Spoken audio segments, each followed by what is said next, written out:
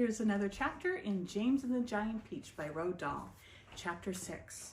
Remember when we left off, James was about to chop and he heard a shout behind him that made him stop and turn.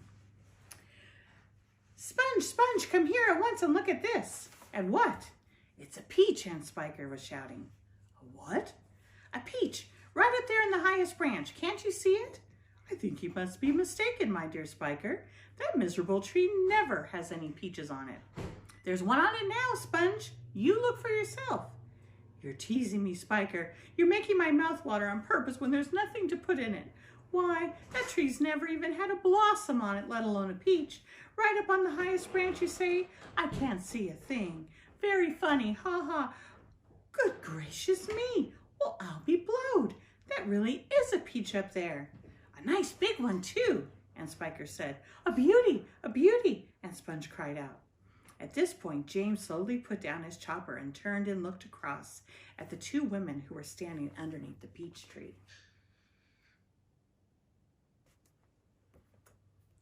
"Something is about to happen," he told himself. "Something peculiar is about to happen any moment." He hadn't the faintest idea what it might be, but he could feel it in his bones that something was going to happen soon. He could feel it in the air around him, in the sudden stillness that had fallen upon the garden.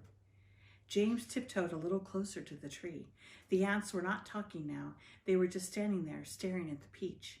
There was not a sound anywhere, not even a breath of wind, and overhead the sun blazed down upon them out of a deep blue sky. "It looks ripe to me," Aunt Spiker said, breaking the silence. "Then why don't we eat it?" Aunt Sponge suggested, licking her thick lips. "We can have half each. Hey you, James, come over here at once and climb this tree." James came running over. "I want you to pick up that peach on the highest branch," Aunt Sponge went on. "Can you see it?" "Yes, Auntie Sponge, I can see it." "And don't you dare eat any of it yourself. Your Aunt Spiker and I are going to have it between us right here and now, half each. Get on up with you. Up you go." James crossed over to the tree trunk.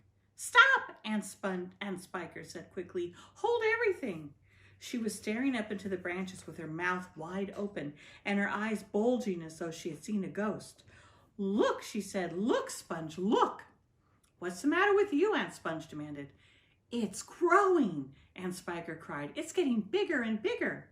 "What is?" "The peach, of course." "You're joking." "Well, look for yourself."